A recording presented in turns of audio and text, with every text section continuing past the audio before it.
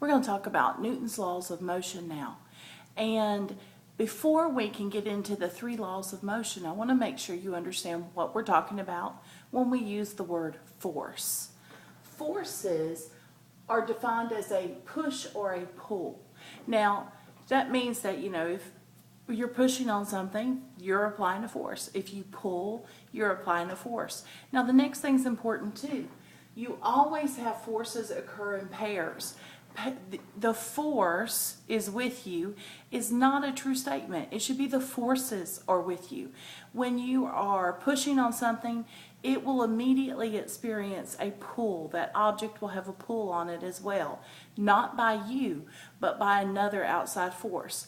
So if I'm pulling a box across the floor, then the floor will also exert a force on the box, making my job more difficult.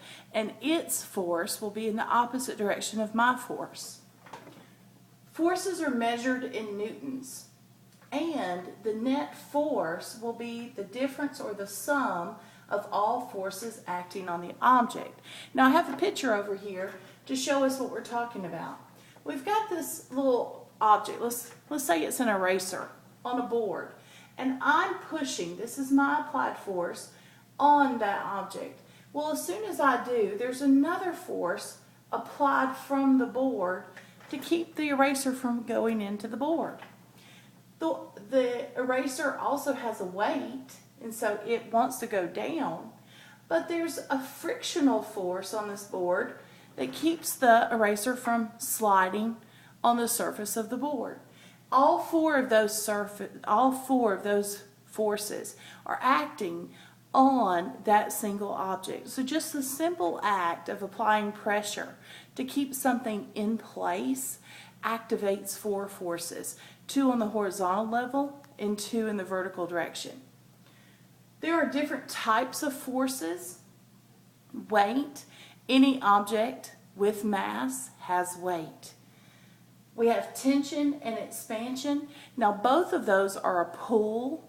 The difference is that tension is when I pull and there's no expansion. There's no change in the length. So if I hang a box off of a rope, that rope is going to have tension, but the length of the rope won't change.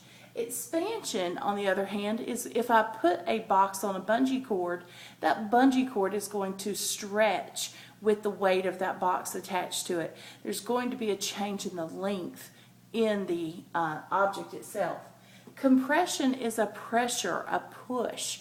So when I have a bleeding wound and I put a bandage over it, we call that bandage a compress.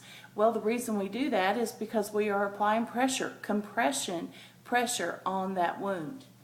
Normal is what keeps things normal. I'm sitting in this chair and I'm not going to fall through it. Please don't let me fall through it. If I do, that would not be normal.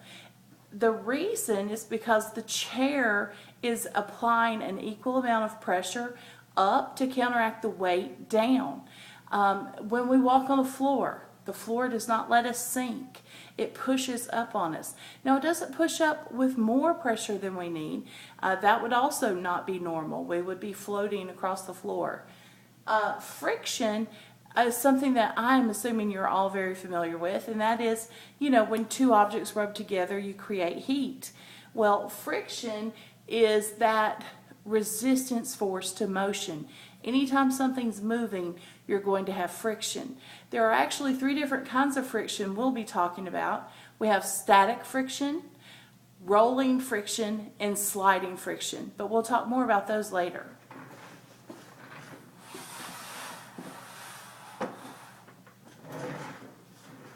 Okay, Newton's first law of motion says an object at rest will remain at rest unless acted on by an outside force. Now, you could read that statement for an object in motion the same way.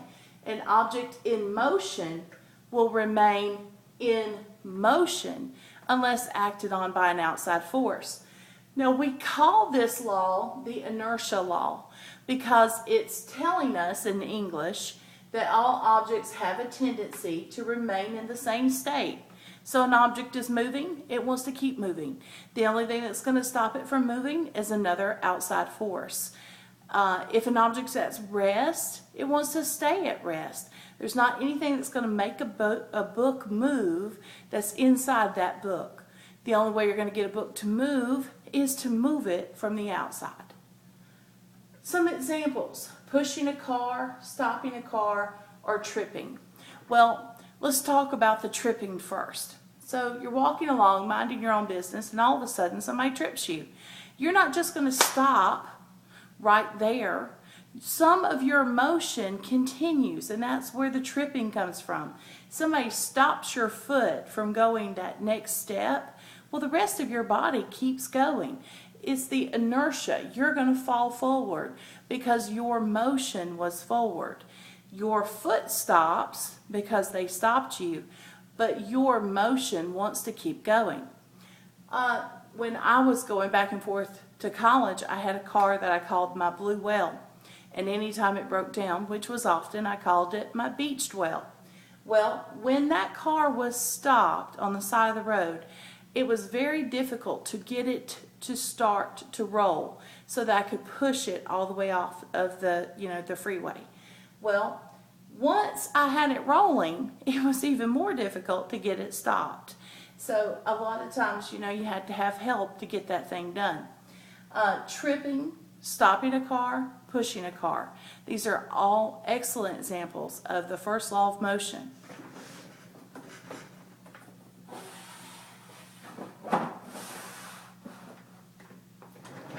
Newton's second law of motion is the acceleration law, or the F equals ma law. That's the formula that we use for Newton's second law. Now, the definition says that an unbalanced force will cause acceleration on an object with mass. What does that mean? Well, it means that if I have two objects with mass, more force is required for the object with more mass to get the same acceleration as the object with less mass. An excellent example of this would be the swings. When I had my two children, 2 and 4 years old, they both loved to swing. Well, my 4-year-old had more mass than my 2-year-old, so of course, to give her the acceleration that she wanted, I had to push her harder than I did my 2-year-old. So I had to give uneven amounts of force to my two children in order for them to get the same acceleration. Object with more mass requires more force to get the same acceleration. A way that this could apply in your life would be gas mileage.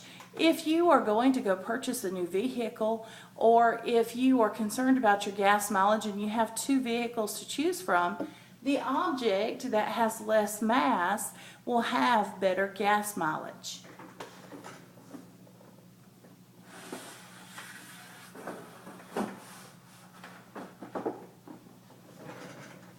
Now we come to Newton's third law. Newton's third law of motion is the action and reaction law. And it states that for every action there is an equal and opposite reaction. Now, notice that it doesn't say that for every force there is an equal and opposite force. It says action. Now, there are forces that happen with every action. So we could say that for every force there is an opposing force. Our forces are not always going to be equal, but they will always be opposite. Examples of this would be the boat at the dock and skateboarding. So if I have a boat and I'm ready to get out of the boat and I forget to tie it off, and I step on this edge of the boat and push off and step onto the dock, I'm not going to hit the dock. I'm going to miss and I'm going to land in the water because my backwards push from my foot onto that boat is going to make the boat go backwards. And my forward motion is going to misjudge the distance that I need to compensate for that, and I'm going to end up in the water. Skateboarding. Some of you might be skateboarders. When you want to go forward on a skateboard, you have to push backward with your foot. That is another example of Newton's third law of motion.